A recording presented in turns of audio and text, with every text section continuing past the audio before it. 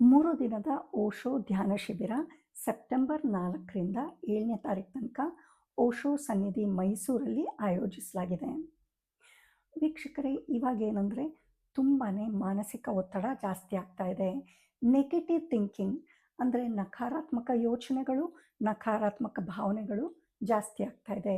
ಇದರಿಂದ ಎಲ್ಲರಲ್ಲೂ ಅಷ್ಟೇ ನೆಮ್ಮದಿನೇ ಹೊರಟೋಗಿದೆ.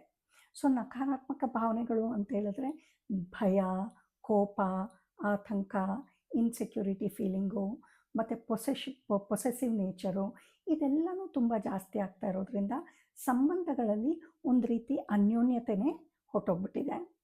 ಅಷ್ಟೇ ಅಲ್ಲ, ಯಾವಾಗಲೂ ಅಷ್ಟೇ ನೆಗೆಟಿವ್ ಥಿಂಕಿಂಗ್ ಅಂದರೆ ನಕಾರಾತ್ಮಕ ಯೋಚನೆಗಳೇ ಜಾಸ್ತಿ ಆಗ್ತಾ ಇರೋದ್ರಿಂದ ನೆಮ್ಮದಿನೇ ಹೊರಟೋಗ್ತಾ ಇದೆ.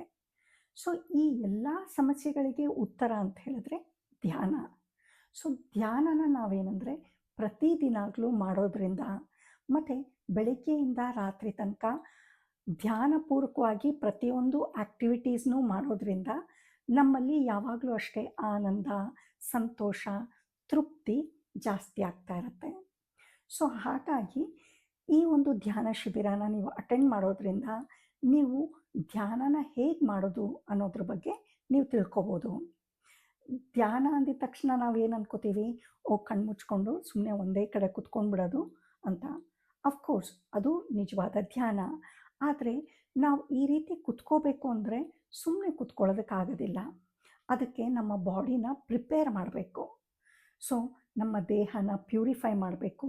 ಅಂದರೆ ದೇಹದ ಶುದ್ಧೀಕರಣ ಆಗಬೇಕು, ಮನಸ್ಸಿನ ಶುದ್ಧೀಕರಣ ಆಗಬೇಕು, ಭಾವನೆಗಳ ಶುದ್ಧೀಕರಣ ಆಗಬೇಕು.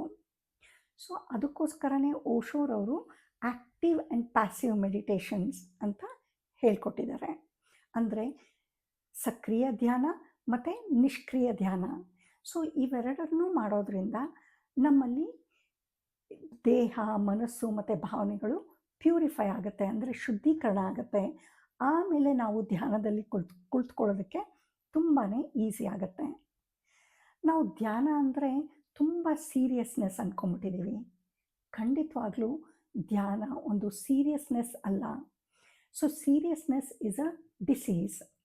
ಸೊ ಅದರ ಬದಲಾಗಿ ನಗ್ನಗ್ತಾ, ಆಡ್ತಾ, ಡಾನ್ಸ್ ಮಾಡ್ತಾ, ಸೆಲೆಬ್ರೇಟ್ ಮಾಡ್ತಾ ಅಂದರೆ ಸಂಭ್ರಮಿಸ್ತಾ ನಾವು ಧ್ಯಾನ ಮಾಡಿದಾಗ ಅದು ನಿಜವಾದ ಧ್ಯಾನ. ಅದು ನಿಜವಾದ ಆಧ್ಯಾತ್ಮಿಕ ಬೆಳವಣಿಗೆ. ಸೊ ಓಶೋ ಅವರ ಧ್ಯಾನ ಕ್ರಮ ಏನಂತ ಹೇಳಿದ್ರೆ ಇದರಲ್ಲಿ ಡಾನ್ಸ್ ಇರುತ್ತೆ, ಮ್ಯೂಸಿಕ್ ಇರುತ್ತೆ, ಮತ್ತು ತುಂಬಾ ನಗೋದಿರುತ್ತೆ, ಜಂಪ್ ಮಾಡೋದಿರುತ್ತೆ, ಕೆಥಾರ್ಸಿಸ್ ಅಂದರೆ ನಮ್ಮಲ್ಲಿ ದಮನ ಆಗಿರೋ ಭಾವನೆಗಳನ್ನೆಲ್ಲನೂ ಹೊರಗಡೆ ಹಾಕೋದಕ್ಕೆ ಎಷ್ಟೊಂದು ಪ್ರಕ್ರಿಯೆಗಳಿರುತ್ತೆ. ಸೊ ಇದೆಲ್ಲನೂ ಮಾಡೋದ್ರಿಂದ ಏನಂದರೆ ನಮ್ಮಲ್ಲಿ ಏನು ಎಮೋಷ್ನಲ್ ಬ್ಲಾಕೇಜಸ್ ಅಂತ ಹೇಳ್ತೀವಿ ಅದೆಲ್ಲನೂ ನಿವಾರಣೆ ಆಗಿ ನಮಗೆ ಒಂದು ರೀತಿ ಆನಂದದ ಜೀವನ ಮಾಡೋದಕ್ಕೆ ತುಂಬಾ ಈಸಿ ಆಗುತ್ತೆ. ಸೊ ದಯವಿಟ್ಟು ಸೆಪ್ಟೆಂಬರ್ 4ರಿಂದ 7ನೇ ತಾರೀಕು ತನಕ ಮೈಸೂರು ಓಶೋ ಸನ್ನಿಧಿಲಿ ಈ ಒಂದು 3 ದಿನದ ಧ್ಯಾನ ಶಿಬಿರ ಆಯೋಜಿಸಲಾಗಿದೆ. ಇದಕ್ಕೆ ನೀವೆಲ್ಲರೂ ಬಂದು ಇದರಲ್ಲಿ ಭಾಗವಹಿಸಿದ್ರೆ ಖಂಡಿತವಾಗ್ಲೂ ನಿಮ್ಮಲ್ಲಿರುವ ಮಾನಸಿಕ ಒತ್ತಡ ಕಡಿಮೆ ಆಗುತ್ತೆ, ಮತ್ತು ನಕಾರಾತ್ಮಕ ಭಾವನೆಗಳೆಲ್ಲ ಪರಿವರ್ತನೆ ಆಗುತ್ತೆ, ಮತ್ತು ನಕಾರಾತ್ಮಕ ಯೋಚನೆಗಳು ದೂರ ಆಗುತ್ತೆ. ಅದರ ಜೊತೆಯಲ್ಲಿ ಆಧ್ಯಾತ್ಮಿಕ ಬೆಳವಣಿಗೆನೂ ತುಂಬ ಚೆನ್ನಾಗಾಗುತ್ತೆ. ಸೊ ಖಂಡಿತವಾಗ್ಲೂ ಈ ಒಂದು ಧ್ಯಾನ ಶಿಬಿರ ಸೆಪ್ಟೆಂಬರ್ 4ರಿಂದ 7ನೇ ತಾರೀಕು ತನಕ ಏನು ನಡೀತಾ ಇದೆ ಇದರಲ್ಲಿ ಭಾಗವಹಿಸಿಕೊಂಡು ಇದರ ಸದುಪಯೋಗನ ಪಡ್ಕೊಳ್ಳಿ.